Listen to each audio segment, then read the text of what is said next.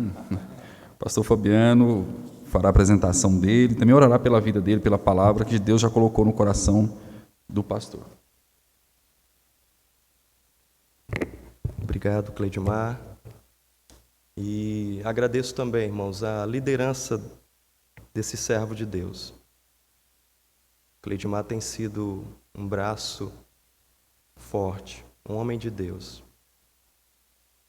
Pastor Wellington Carrijo é contemporâneo. Estudamos juntos ali no Seminário Teológico Batista do Sul do Brasil, na Tijuca. Eu ia falar Niterói, na Tijuca. Um homem de Deus, já está há mais de 10 anos na Primeira Igreja Batista em Garavelo. Seja bem-vindo, pastor. Que o Espírito Santo de Deus fale já falou ao seu coração e fale aos nossos corações nessa noite. Vamos orar mais uma vez? Pai, obrigado, Senhor, pela vida do teu servo. Amém. Por mais esse reencontro que está na história que o Senhor tem feito em nossas vidas. Amém. O Senhor nos levantou, nos vocacionou para pregar a tua palavra ao teu povo. Consagramos as nossas vidas no teu altar. Nos escondemos atrás da tua cruz, para que somente o Senhor brilhe e que a palavra do Senhor encontre guarita em nossos corações nessa noite, transformando as nossas vidas com poder, com graça, com fé e esperança. Amém. Em nome de Jesus. Amém. Amém. Amém, Jesus. Amém.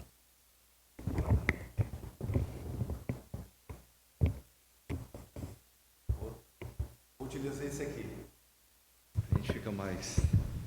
Graça e paz, igreja. Que bom estar aqui nesta igreja. Eu estive aqui, foi na posse do pastor Fabiano, mas me sinto honrado pelo convite. É uma alegria, uma satisfação. Também as minhas ovelhas estão ali, né? Hamilton, Silvane, as meninas, né? Ana Nicole e Amanda, uma alegria. E tantos rostos novos aqui, rostos conhecidos. Então estou em casa, estou bem. E certamente Deus vai falar ao seu coração. E que a presença do Senhor possa inundar a sua vida e que você possa refletir sobre a sua vida. Esse tema é muito oportuno e é um desafio. Fé, esperança e amor é uma tríade da teologia cristã e é um desafio para todos nós, porque a igreja contemporânea ela tem perdido muitas raízes e é um desafio a gente repensar esta temática tão relevante, tão salutar. E aqui no texto que o pastor Fabiano me mandou, ele faz uma pergunta: é possível manter a saúde espiritual da igreja? Como aferir a saúde espiritual de uma pessoa ou de uma igreja? Certamente quando a igreja está firmada com o Senhor, quando a igreja vive essa esperança conectada com Deus da palavra, quando esta igreja de fato está arraigada nos valores das Sagradas Escrituras. Então esperança é isso. É quando nós temos uma vida de fé e nós podemos olhar para o amanhã sabendo que Cristo vai voltar e que a igreja está aqui para cumprir a sua missão. E se nós estamos vivos, se você está vivo, se eu estou vivo, se a igreja ainda está neste lugar, se Jesus ainda não voltou, certamente Ele tem muita coisa a fazer em nós e através de nós. E que nós possamos repensar sobre esta pragmática, sobre esse grande desafio. E eu fiquei de conversar com os irmãos sobre a medida da esperança. E é possível sim manter a espiritualidade, como eu falei, uma vez quando nós estamos esperançados em Jesus Cristo. E aqui, meus irmãos, nós vamos fazer uma correlação com um texto que está em João capítulo 15, que fala da videira. Quando a igreja de fato está arraigada, está firmada na videira verdadeira, esta igreja vive uma vida de esperança. Porque por vezes, quando nós ouvimos esta palavra esperança, E tem aquele dizer popular, aquele adágio popular, que esperança é a última que morre. Mas esperança à luz do Novo Testamento, esperança à luz da palavra, não é algo que morre, não é a última coisa que vai morrer. Esperança é algo certo, é algo fidedigno, é algo concreto, substancial. Então nós podemos acreditar que em Jesus nós temos esperança para continuar, para prosseguir na jornada cristã. E é neste prisma que nós vamos trabalhar nesta noite. Então, de fato, é possível a igreja viver uma vida de esperança. E fazendo esta correlação com João capítulo 15, esta esperança se dá em permanecermos em Cristo.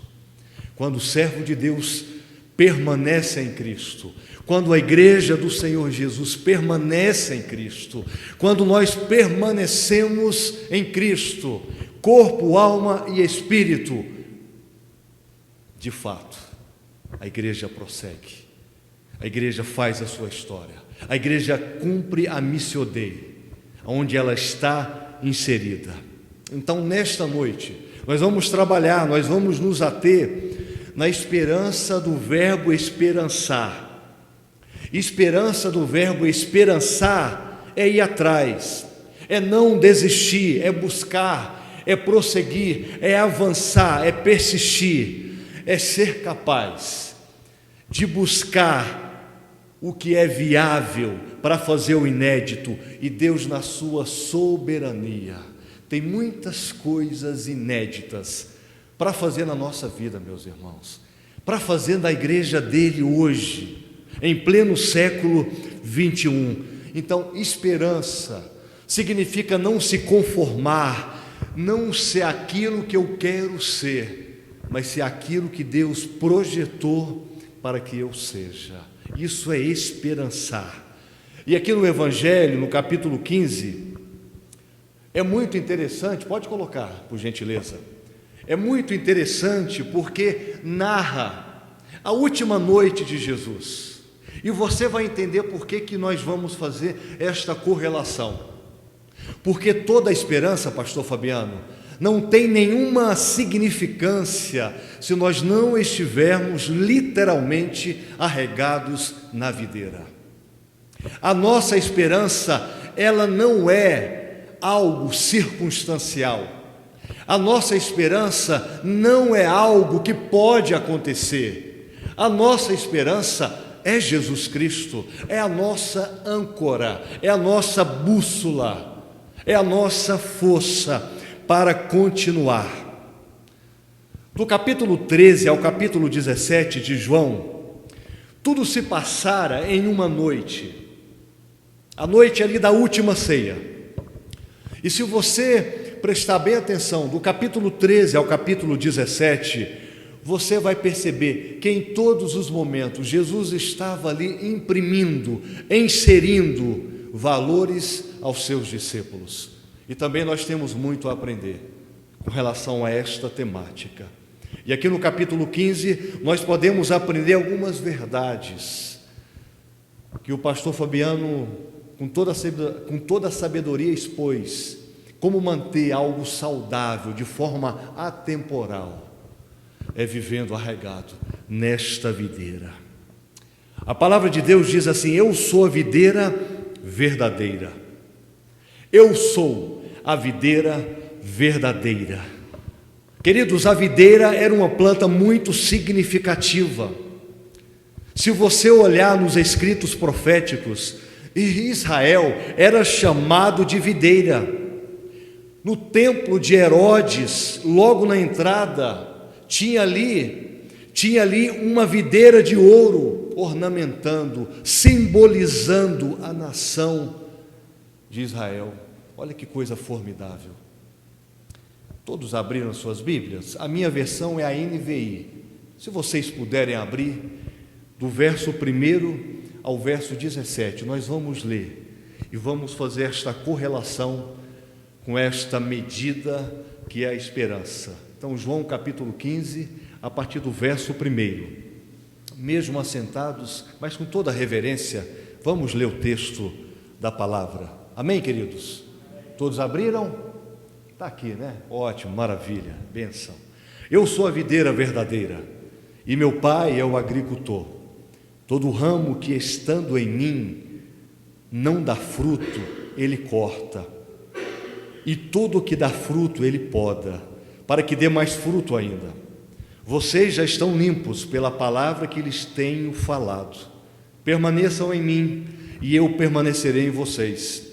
Nenhum ramo pode dar fruto por si mesmo, se não permanecer na videira. Vocês também não podem dar fruto, se não permanecerem em mim. Eu sou a videira, vocês são os ramos. Se alguém permanecer em mim e eu nele, esse dá muito fruto, pois sem mim nada podeis fazer ou fazer coisa alguma.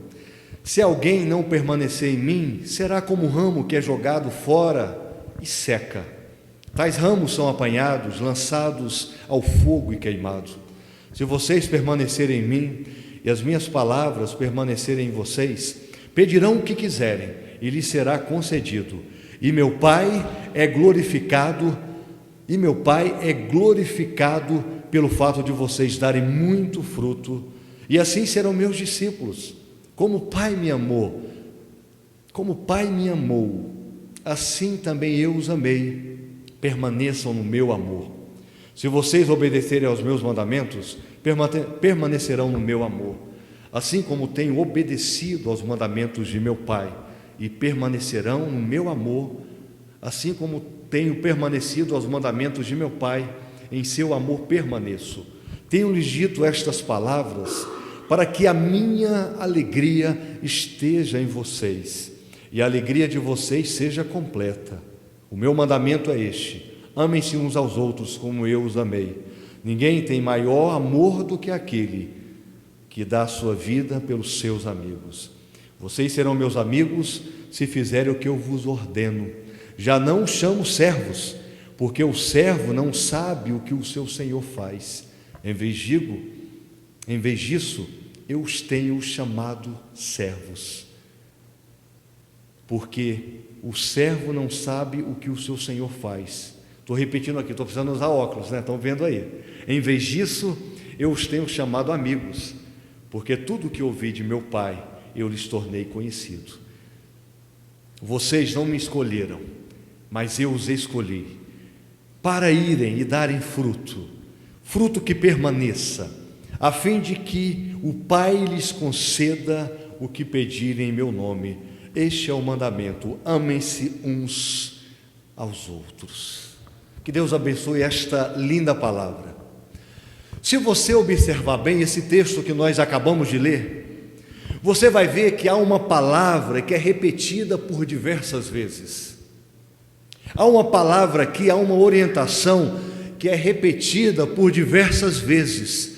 Pelo menos 11 vezes a palavra que vai ser usada aqui, ou o verbo, ou conjugar o verbo, permanecer, usado 11 vezes, como se ele estivesse a nos ensinar que um dos grandes segredos da vida cristã, um dos grandes princípios da vida cristã é permanecer. Permanecemos, precisamos permanecer. Meus amados irmãos, nós não podemos usar nossas fragilidades, nós não podemos usar nossas justificativas, nossas fraquezas, nossas lutas para não permanecermos. Ah, pastor, está muito difícil, pastor, está complicado, a minha vida cristã está uma bagunça, como é difícil servir ao Senhor, eu não aguento mais, aquilo que eu penso em fazer, pastor, dá tudo errado, eu quero deixar esta vida cristã, eu não quero mais caminhar com Cristo. O desejo de Deus é que permaneçamos, o desejo de Deus é que você permaneça, e aqui no texto, por 11 vezes, Jesus vai falando sobre isso. Permaneça, permaneça. Hoje, quando nós olhamos para o cenário das igrejas na atualidade, Muitas igrejas não têm permanecido em Jesus. Muitas igrejas não têm permanecido, mas pelo contrário, buscam manejos puramente pragmáticos de crescimentos de igreja, formas que não têm base bíblica, mas porque não estão na videira verdadeira, porque não está com o Senhor da igreja. Então fica dando tiro para todo lado, e isso é o que tem acontecido. E meus irmãos, infelizmente até muitas igrejas batistas.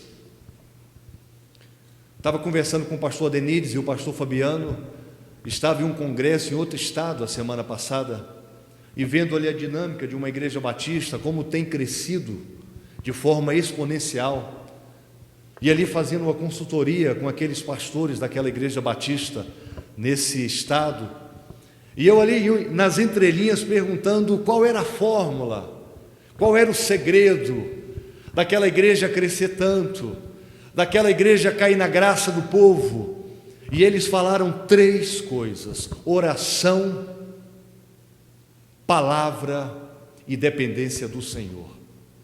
Oração, palavra de Deus, dependência do Senhor. Essa tríade que faz uma igreja permanecer, essa tríade que faz a igreja esperançar em saber que o Senhor da igreja conta conosco e que nós precisamos permanecer. Queridos, há um autor norte-americano chamado Tony Evans, e ele numa certa noite ele foi em uma casa de chá, e conversando com aquele dono daquela casa de chá, aquele homem começou a falar que há 2 formas de você fazer um chá. E ele foi falando para ele, e ele falou: a primeira forma de você fazer um chá, olha aqui comigo, vamos tentar ser bem explicativo. Ele falou que a primeira forma, quando ele vai fazer um chá, tem essa forma de você colocar o chá na água e tirar, coloca, tira, mergulha, tira, mergulha, tira. E assim são muitas pessoas. Muitas pessoas mergulham na vida cristã, mas amanhã saem. Esse autor ele falou um negócio formidável. Ele fala que na vida cristã há muitas pessoas assim, que vem à igreja ao domingo, mas na segunda sai, que participa de um culto de oração, mas no outro dia sai, que participa de um evento da igreja, mas no outro dia sai, que passa aquele momento onde ele se consagra a Deus, mas no outro dia ele sai. E ele vai dizer que há muitas pessoas que vivem assim, pessoas que oscilam na vida cristã, pessoas que são inconstantes na vida cristã, pessoas que estão caminhando, mas devido às vicissitudes da vida, faz com que elas fiquem paralisadas, e elas então saem.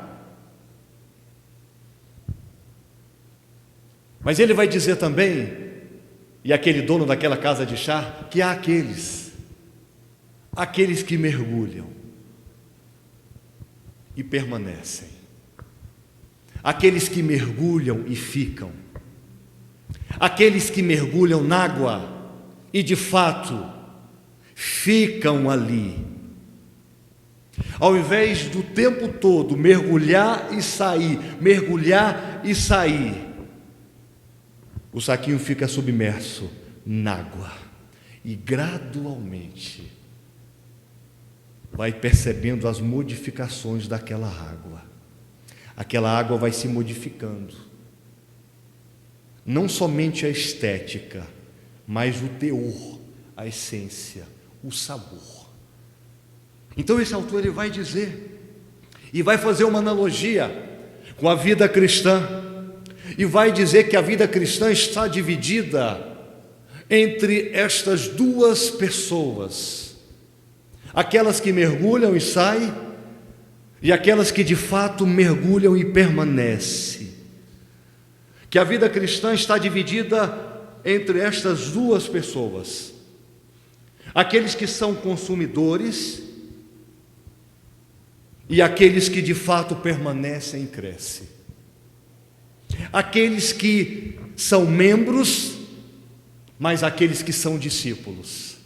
Há uma diferença gritante. E ele vai dizer que aqueles que mergulham e saem, eles entendem que a vida cristã é do jeito deles.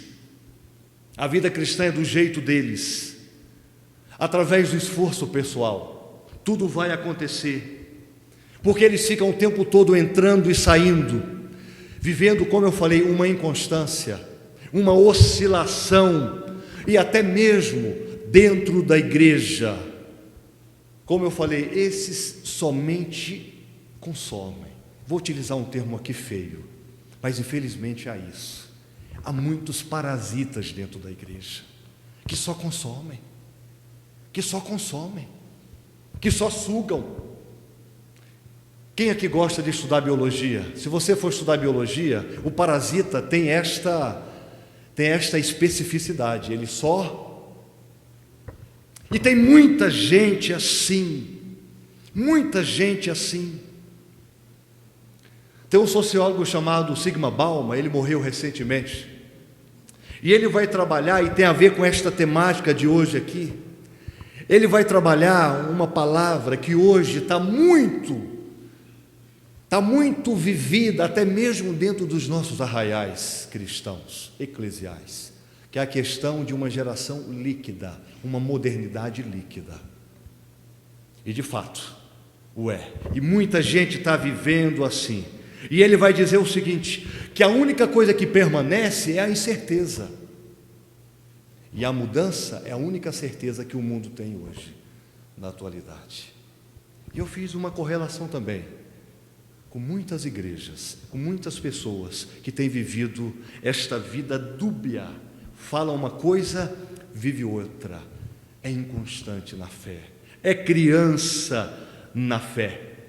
Tem um autor chamado Ricardo Bitum, é o chanceler da Mackenzie, Universidade Presbiteriana, e ele escreveu um livro intitulado Mochileiros da Fé. Eu sempre falo isso lá na igreja, o amigo já deve ter lembrado. E ele vai dizer o seguinte, que muitas pessoas estão dentro da igreja já com a mochila. Elas chegam em uma determinada igreja e elas querem que as doutrinas se adequem a elas. Mas quando a doutrina começa a ir contra aquilo que elas acreditam, elas já estão com a mochila no ombro, então elas vão para outro lugar. E como nós temos muitos e muitos mochileiros da fé, que estão vivendo uma vida inconstante. E tem um outro autor também que vai trabalhar desse povo dos desigrejados. Alguém já leu alguma coisa sobre isso aqui? E os desigrejados estão aumentando. Mas o reverendo Hernandes Dias Lopes vai falar que há muitos desigrejados dentro da igreja que são indiferentes, tanto faz como tanto fez.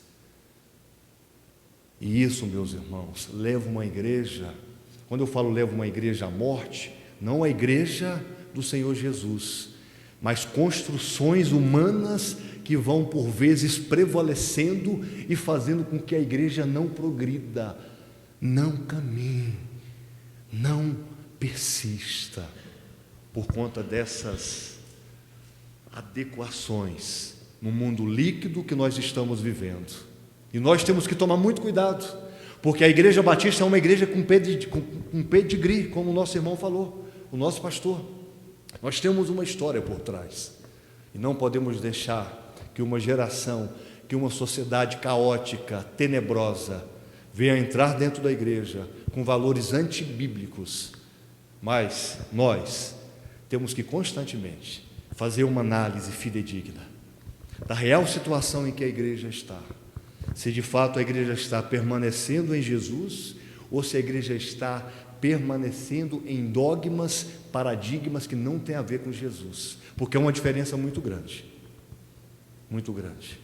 Que nós possamos pensar nesta noite sobre isso, mas também ele vai falar, aproveitando aqui o gancho, que há aqueles que permanecem, aqueles que são sólidos, aqueles que ficam, que leva a vida cristã a sério, aqueles que não brincam, aqueles que a vida está mudando e dando novas possibilidades, aqueles que a cada dia vai dando mais cor à sua vida, mais concretude, mais força, porque eles estão permanecendo em Jesus, e gradualmente a sua história, ela vai reverberando na vida de outros. O amor de Deus que está nela, ou que está nelas, reverbera em ações, em atitudes. Esses mergulham e ficam, tudo porque decidiu permanecer. E é o grande desafio nosso, viver na esperança, viver esperançado na perspectiva de Deus, mergulhando diariamente na estação de Deus, nos propósitos de Deus, permanecer todos os dias esperançado no Deus Trino, gerando valores, evidências de uma vida autêntica, de uma vida fidedigna, sem maquiagem, espiritualmente falando. E a minha pergunta é para você: você é esse que está mergulhado? A sua vida é uma vida que mergulha e sai? Você está vivendo esta esperança do permanecer, do ficar? A sua vida está dando cor, a sua vida está transbordando a essência, o aroma de Cristo. As pessoas, quando olham para você, olham para a sua família, olham para a igreja em que você é membro, elas estão vendo você ou estão vendo Jesus na sua vida? É algo que nós temos que refletir. Quando eu olho para esse texto aqui, eu vejo algumas verdades, algumas evidências de quem vive nesta estação da esperança, o permanecer. E a primeira evidência, pastor Fabiano, é que produz fruto. Produz fruto. E quando você permanece, você será podado para produzir fruto. Quando você permanece, você começa a experimentar aquelas respostas de oração. Você começa a ter experiências com Deus. Foi isso que Jesus falou no verso 7. Se você permanecer em mim e as minhas palavras permanecerem em vós, aquilo que você pedir ao meu Pai, Ele vai te conceder. Então produz fruto. Mas também quando você permanece, você descobre que há um aprofundamento no amor. Jesus termina o texto aqui dizendo: amem uns aos outros. Amem uns aos outros. Permanecer dá a você a capacidade de viver relacionamentos saudáveis, marcados pelo amor. Por isso, diante desta questão, desse mandamento aqui de Jesus, nós podemos aprender alguns princípios do permanecer, uma vez que vivemos esperançados em Jesus, nele. E como eu falei, fazendo esta correlação com o Evangelho e o texto de Coríntios 13, nós podemos perceber que a nossa esperança precisa estar centrada em Deus, nos seus ensinamentos. A esperança nos faz permanecer, nos faz prosseguir na jornada cristã. E refletindo sobre isso, então, o primeiro princípio que deve ser guardado e que deve ser de fato guardado no coração é que você precisa decidir permanecer. Você precisa decidir permanecer. Parece meio óbvio, né? Olhando para o texto aqui, mas sua decisão decide a sua vida. Sua decisão decide a sua vida. Repita comigo: sua decisão decide a sua vida. Agora você vai falar na primeira pessoa: a minha decisão decide a minha vida. Decida permanecer. A vida cristã, meus irmãos, é como uma escada rolante.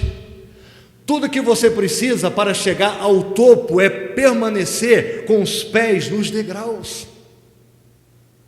Imagine aí no torvelinho das suas ideias, você subindo uma escada rolante. A única coisa que precisa acontecer é você permanecer com os pés naqueles degraus. Decida manter os pés nos degraus.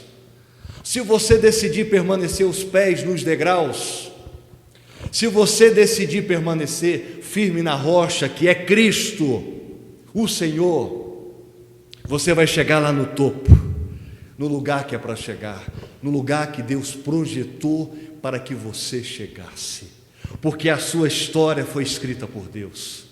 A sua história não foi escrita por homens, mas por Deus. E ao passo que as coisas vão passando, você vai percebendo que o chá vai ficando mais forte. Vocês estão percebendo aqui? Tá, Denides? O chá vai ficando mais forte, ou seja, a vida vai ficando mais sólida, espiritualmente falando, porque eu decidi permanecer. Eu não sou inconstante, eu sei, eu conheço Deus em que eu creio, eu permaneço. Irmãos, nós não estamos falando aqui de perfeição, nós estamos falando de coerência. A Bíblia diz no Salmo 37, 24: ainda que caia, não ficará prostrado, pois o Senhor o sustém com a sua mão. Provérbios também vai dizer: porque 7 vezes cairá o justo e se levantará. Em outras palavras, o chão não é o seu lugar, o chão não é o meu lugar. Nós podemos tropeçar sim, cair, mas quando nós decidimos permanecer, a gente vai prosseguir, a gente vai se levantar, e a gente vai viver nesta vida de esperança, e nada vai nos parar. Não é ou não são as circunstâncias, os dissabores da vida, as escuridões, as noites escuras da alma, que vai fazer com que paremos. Não, porque nós decidimos permanecer. Eu decidi andar com Cristo, e se eu decidi andar com Cristo, se a minha esperança está firmada com Deus, se a minha vida está alicerçada em Deus, eu vou conseguir, a minha igreja vai conseguir cumprir a missão nesse mundo tão tenebroso, tão caótico, jaz do maligno. Mas por vezes acontece conosco, acontece com a gente. Às vezes a gente tropeça, a gente por vezes faz um voto com o Senhor de uma vida melhor, a gente se posiciona em ser uma pessoa melhor, um marido melhor, uma esposa melhor, um filho melhor, um crente melhor, um cidadão melhor, mas a gente acaba tropeçando e a gente acha que isso não é coisa para nós. Mas quando nós permanecemos, a gente se levanta. Decida permanecer, decida caminhar, decida prosseguir, decida esperançar, decida. O segundo princípio, meus irmãos, pode colocar aí, jovem, por gentileza, que eu quero falar com vocês também. Precisamos suportar em Deus os tempos de poda. O texto 2 fala: todo ramo que estando em mim não dá fruto, ele corta, e tudo que dá fruto, ele poda para que dê mais fruto. A poda, ela acontecia de 2 formas nos tempos bíblicos. Primeiro, o viticultor, e o viticultor aqui é a personificação do próprio Deus. O viticultor, ele cortava os galhos secos e mortos, que poderiam ser um vetor de enfermidade, que poderia prejudicar toda a plantação. Para você permanecer, Deus intencionalmente vai afastar de você coisas, vai afastar de você pessoas que te afastam dele. Deus vai cortar aquilo que poderia ser um vetor de enfermidade na sua vida. Talvez tenha coisas que você tenha feito, decisões tomadas, que está sendo um vetor de enfermidade na sua vida. Talvez caminhos que você está trilhando, que está sendo um vetor de escuridão para você. Talvez tenha gente que está do seu lado, rindo com você, andando com você, alegrando com você, batendo palma para você, que pode ser até bênção para você, digamos assim, e de repente esta pessoa some, se esvai, se dilui, e você pergunta: cadê fulano? Onde está aquela pessoa? Aquele plano que eu fiz não deu certo, desmoronou, se dissipou. Aquilo que eu estava projetando para fazer não deu certo. Às vezes nós vivemos assim, é Deus fazendo. Ao passo, meus irmãos, que você decidiu permanecer, ataques do vil tentador vai levantar para te desviar, mas o Senhor Todo-Poderoso, Ele começa a podar, e Ele vai tirando coisas, para que nós estejamos no centro da sua vontade. Deus por vezes faz isso conosco. Relacionamentos tóxicos, gente que não faz bem para a gente.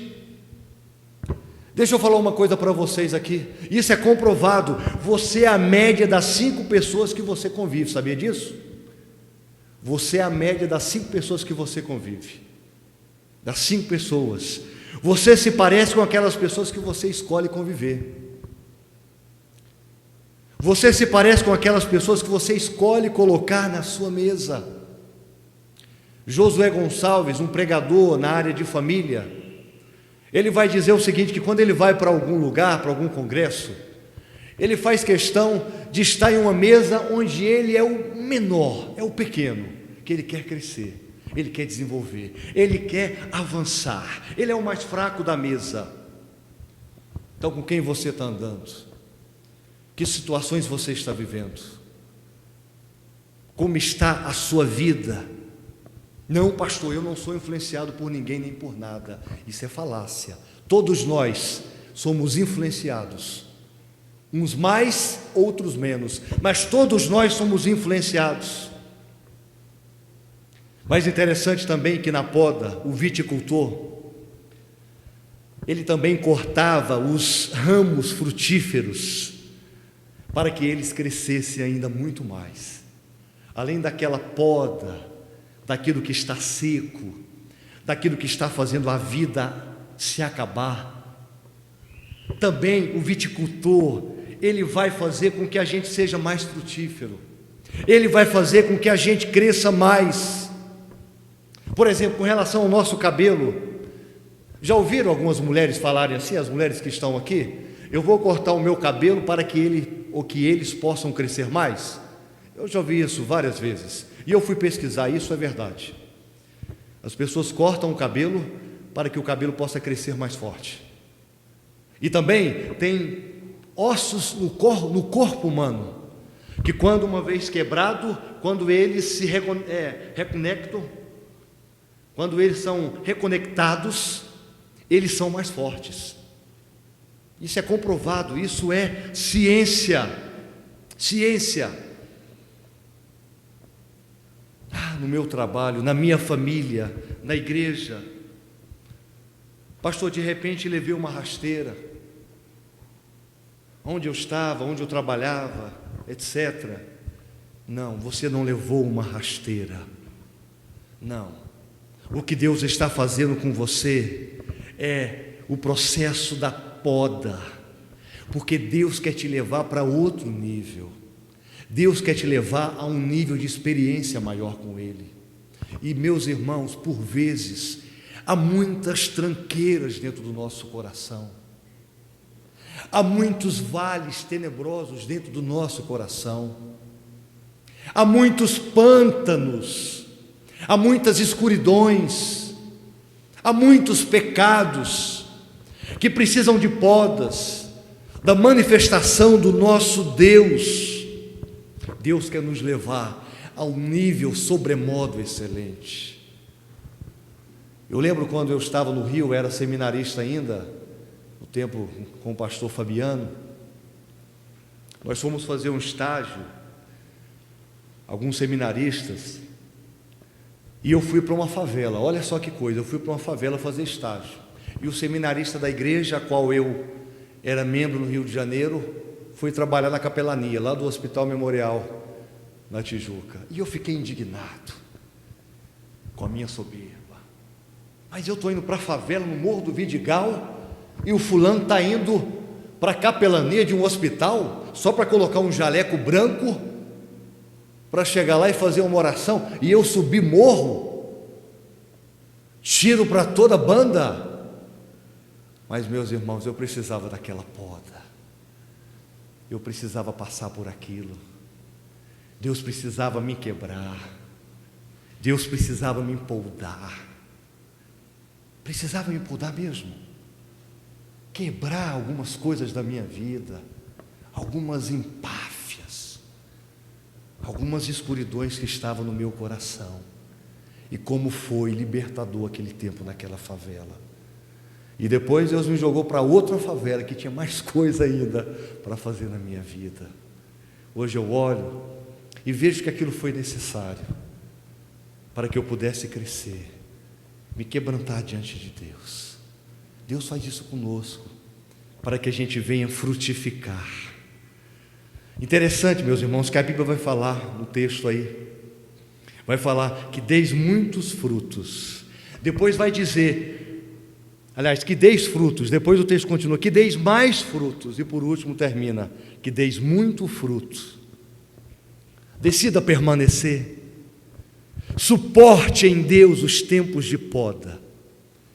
Mas em último lugar, pode colocar aí, meu irmão, ao permanecer, você vai entender que Deus te escolheu para frutificar.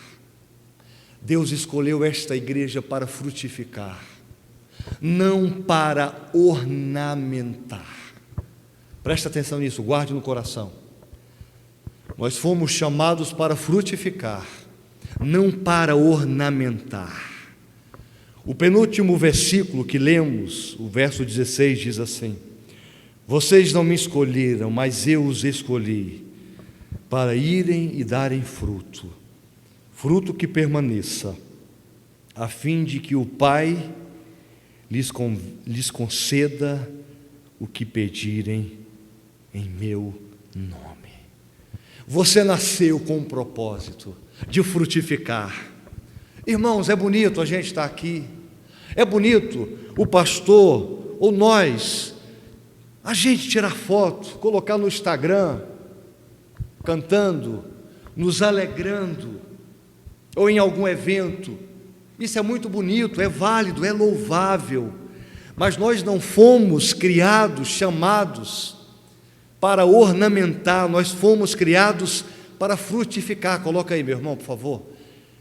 O ser humano foi criado para frutificar e não para ornamentar.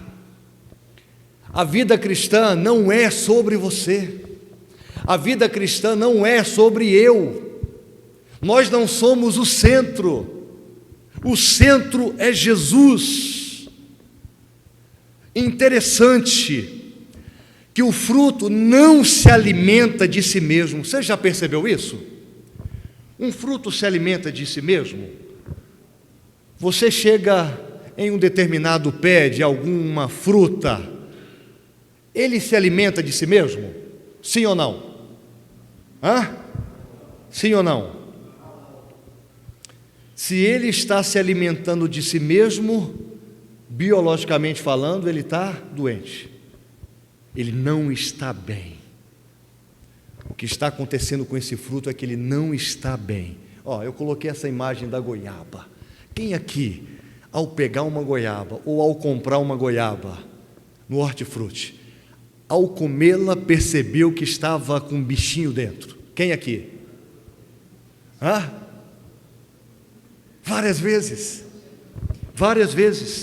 Ou então a manga, coloca aí também a imagem da manga, pode pôr.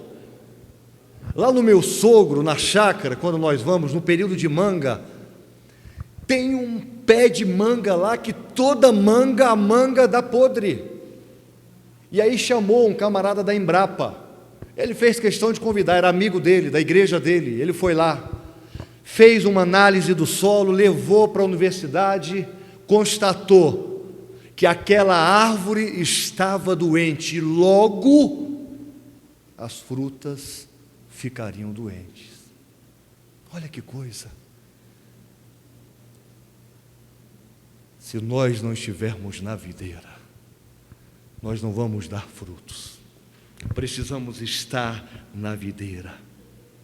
Se o fruto está estragando por dentro, é porque ele está doente. Está doente. Se a igreja não flui para abençoar vidas, está doente. Se a minha vida não flui para abençoar vidas, está doente. E aí coloca essa frase aí: logo não fomos chamados para ornamentar, e sim para frutificar. Logo a igreja não foi chamada, guarde isso no coração, para ornamentar, mas para frutificar. E por vezes, o nosso estereótipo, a gente veste uma indumentária, a gente vem para a igreja, a gente vive uma coisa aqui em cima, mas nos bastidores é outra coisa. Que possamos refletir sobre isso. Deus nos convida a nós sermos pessoas que permanecem nele, que frutificam, não simplesmente que vivem uma ornamentação, algo superficial, porque Deus nos conhece. Se Jesus passasse aqui com seu termômetro, e se tivesse um termômetro espiritual, como estaria a sua vida hoje? Com relação a esta medida da esperança, com relação a permanecermos na videira, com relação a uma vida que vive para servir o Senhor Jesus. Como isso iria se dar? Como isso iria acontecer? Mas quanto mais a gente permanece, mais forte a gente fica. Quanto mais a gente permanece. Vocês acham que isso aqui mudou só a estética? Se eu beber esse líquido, ele terá o mesmo teor daquela água que o irmão, com todo zelo, trouxe para cá? Ou vocês acham que vai mudar? Sim ou não? Sim. Certamente. É quando nós permanecemos. Mas o diabo, Satanás, ele tenta roubar. E a Bíblia vai dizer lá em João 10:10 que o ladrão vem para matar, roubar e destruir. Assim é Satanás, ele vem para matar, roubar e destruir. E ele transveste de anjo de luz, coloca a melhor proposta para nós, coloca algo bonito, coloca a melhor mesa para você, para mim. Lá no Éden vai dizer o quê? Que aquela árvore era feia ou bonita? Era uma árvore. Se fosse feia, eles não teriam feito aquilo. Então, Satanás faz isso. Era algo agradável, desejável para dar conhecimento. Ele coloca aquilo que mexe com aquilo que João falou, com a cobiça dos olhos, com a cobiça da carne, com a soberba da vida. E como é que a gente consegue vencer isso? Como que a gente consegue vencer? Com as nossas forças, com os nossos axiomas, com os nossos graus acadêmicos,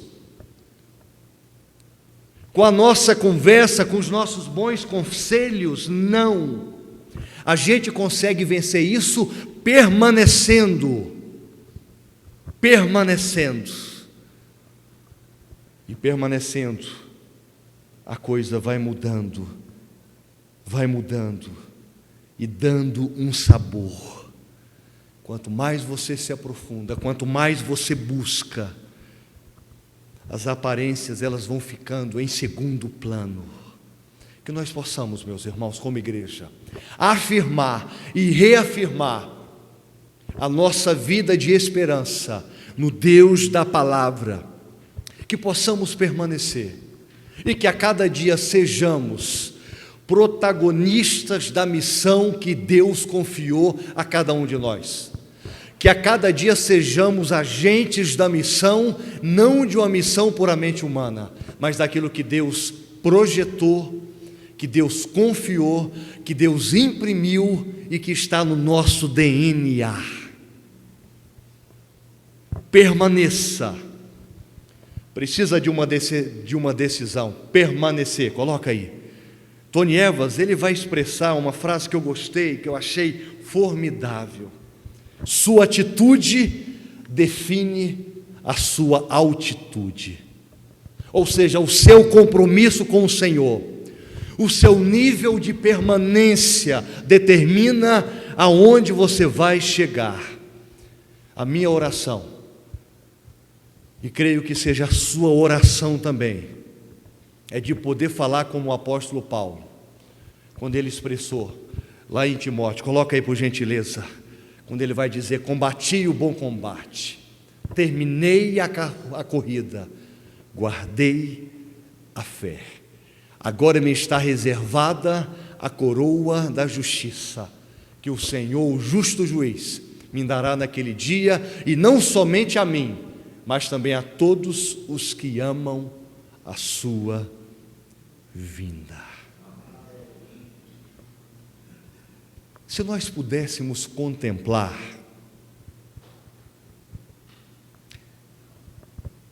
quem você será quando você estiver lá com Deus, quando for glorificado, se nós pudéssemos contemplar, se nós tivéssemos a oportunidade de enxergar o amanhã, quando estivéssemos com o Pai, se nós pudéssemos contemplar, vislumbrar, quando entrarmos nos portões celestiais, se nós pudéssemos vislumbrar aquilo que Deus sonhou para cada um de nós, se nós pudéssemos contemplar isso, nós iríamos nos prostrar em reverência a Deus e dizer para Ele: Senhor, que coisa linda que o Senhor tem para mim, que coisa magnífica que o Senhor tem para a minha vida. Então permaneça, prossiga, viva uma vida de esperança, que você possa ter fé para transcender o que é preciso ser transcendido, e que você possa avançar na esperança que é Jesus, naquele amor que Deus projetou, entronizou, engendrou no nosso coração. Que cada um de nós nesta noite possa guardar no coração, colocar a vida de fato em Jesus, nesta esperança. Coloca aí para finalizar, meu irmão. Que nós possamos colocar a nossa esperança no Senhor, porque esta esperança, ela é âncora para a nossa alma. E esta esperança, ela não nos decepciona. Mas volto a dizer, para quem está mergulhado, tem um autor de um livro chamado Nas Profundezas de Deus, John Piper, ele vai dizer isso, que quando nós estamos nas profundezas da vontade de Deus, a nossa vida só vai fluir Deus, só vai transmitir Deus, só vai reverberar Deus. Que nós possamos viver, que esta igreja possa continuar esperançado, não em ornamentação, não simplesmente em programas, mas no Deus da palavra. Que tudo que possa acontecer nesta igreja seja reflexo da experiência que você está tendo lá no seu quarto. Que tudo que a igreja for transcorrer, fazer, ser, possa ser reflexo do tempo que eu dou para Deus. Porque o tempo que nós damos para Deus é tamanho da nossa espiritualidade. Vamos orar nesta noite? Feche os seus olhos. 36 anos de existência. E que você possa refletir sobre a sua vida enquanto igreja. Se você está permanecendo esperançado no Senhor para prosseguir, para avançar, ou se você está sendo aquele que mergulha um dia, sai no outro dia. Talvez você está perdido dentro da igreja, com tantos afazeres, com tantos ativismos eclesiásticos, e não tem tempo para parar e conversar com Deus, com o Senhor da igreja. Mas que você possa olhar para você e refletir e dizer para Jesus: Pai, eu quero permanecer, eu quero prosseguir, eu quero ir mais além, eu quero que essa igreja, ao completar 37 anos no próximo ano, eu consiga trazer vidas para Jesus, eu consiga frutificar mais. Talvez você precisa afirmar que você tem sido um crente, um membro e não um discípulo de Jesus. Mas talvez você precisa reafirmar: Pai, eu sou discípulo e eu quero fazer mais. Eu quero fazer mais, eu quero ser mais proativo. Eu quero ir além. Eu quero ser somente aquilo que tu queres que eu seja. Eu não quero ser mais um diante da multidão. Eu quero fazer a tua vontade. E talvez você está distante, mesmo dentro da igreja. Talvez você está perdido, mesmo dentro da igreja. Talvez você não consegue se encontrar. Mas eu quero dizer para você uma coisa: Jesus já te encontrou. E Jesus quer que você produza frutos. Jesus quer podar você. Jesus quer arrancar aqueles ramos secos, para que você venha a crescer, se reconectar com Ele, se reconectar com a videira verdadeira. Talvez você está cansado da sua vida, cansado de fazer sempre a mesma coisa,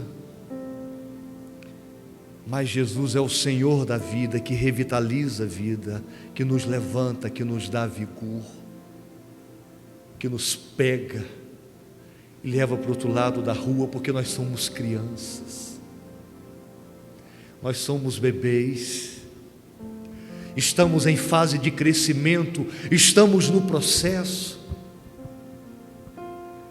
E aqueles que mergulham, aqueles que permanecem, são aqueles que reconhecem que estão no processo, que não chegaram ao clímax, que não chegaram à vida áurea, mas estão no processo, porque sempre o Senhor precisará nos podar. Paizinho, tu conheces cada um que está aqui hoje. O Senhor nos conhece, Pai, muito mais do que a nós mesmos.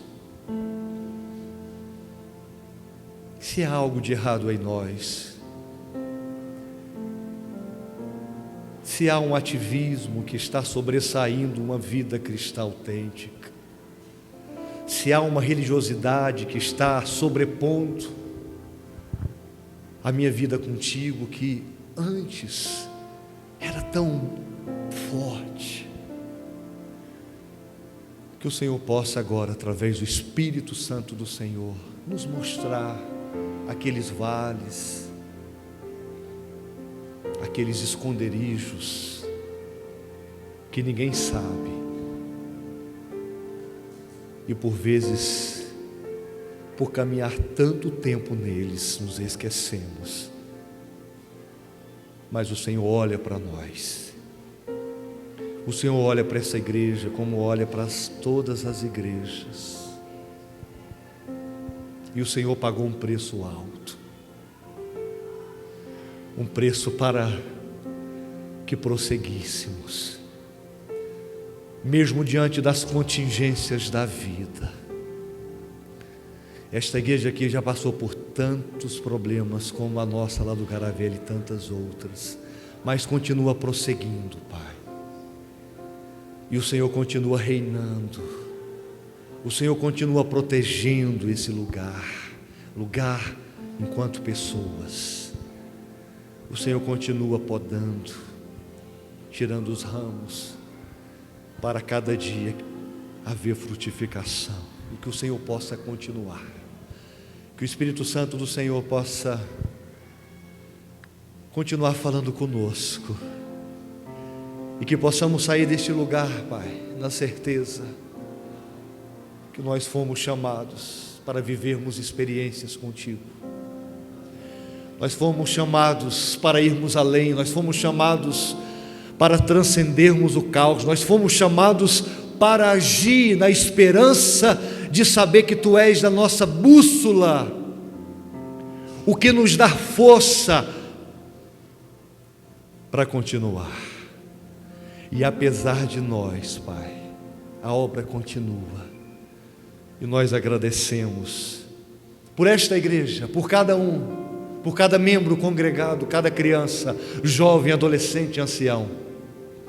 Graças te damos por essa agência do reino, que possa continuar labutando, marchando, sempre, sempre permanecendo no Senhor, no nome de Jesus.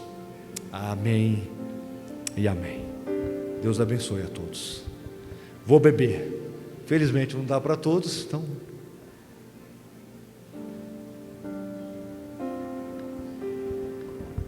Tá bom, muito bom. Não é simplesmente água, é uma água diferente. Deus abençoe vocês.